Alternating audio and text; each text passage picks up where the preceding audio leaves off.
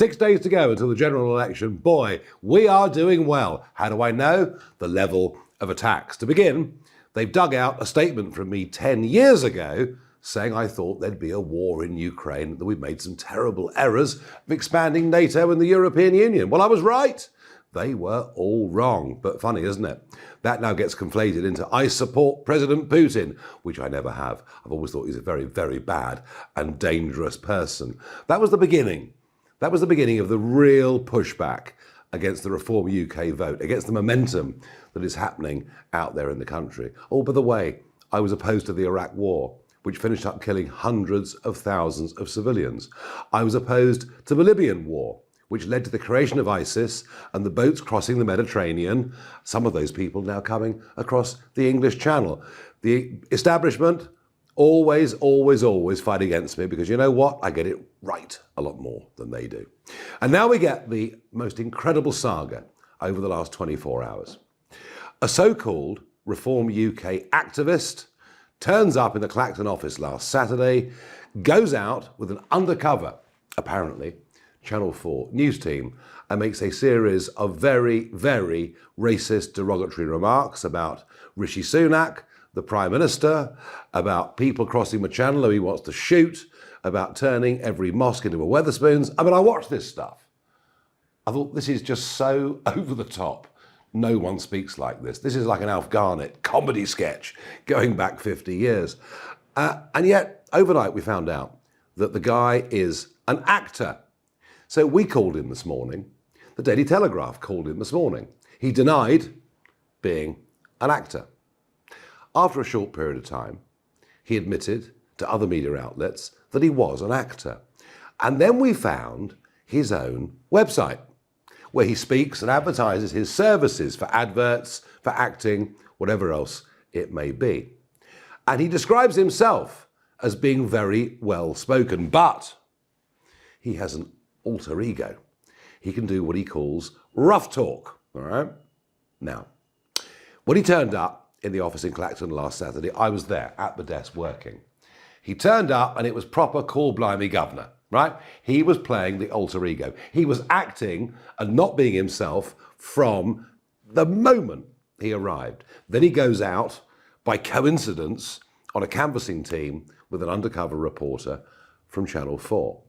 We've also discovered over the course of the day that on another website, he advertises his services for doing undercover filming. I mean, you literally, this is like Netflix.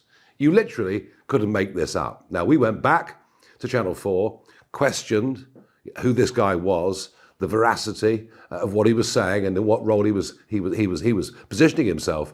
And Channel 4, interestingly, denied that he was an actor. And yet, we've now found out he's done acting parts in the past for Channel 4. Can you see how the evidence is mounting up? Now, what I don't know is whether he was paid to do this or whether he volunteered to do this. That part of it, we just don't know. What I do know is that this is a stitch-up on the most astonishing scale. And think about it. An activist for a party, not a candidate who holds no position whatsoever, makes the front page of the Times newspaper. The Prime Minister responds to say how awful he feels for his two daughters about this racist remarks that were made about his family. Folks, this is the biggest stitch-up I've ever seen in my life. And I bet you there's even more we're going to find out. Even more will come out over the course of the next couple of days. Well, you know what?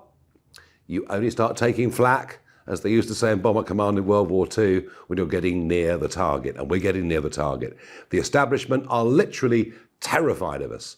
Terrified, not just of us breaking into Parliament and getting a bridgehead, not just terrified of me being the voice of opposition to a very weak Starmer government, which it will be, and hey, the divided Conservatives couldn't possibly provide anything like that.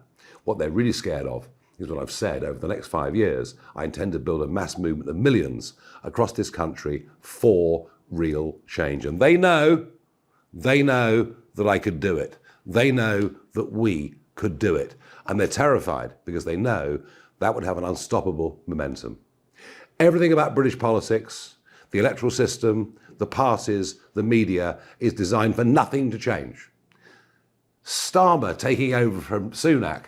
That's not a change of government.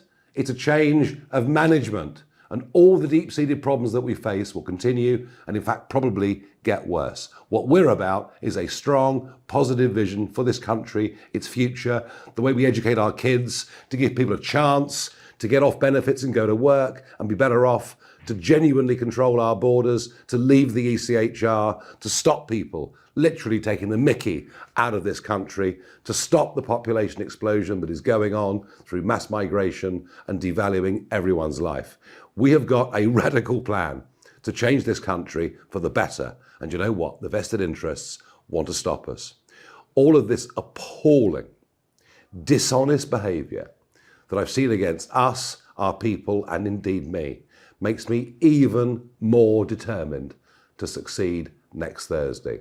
And if you can see what's there in front of you, then please join the revolt.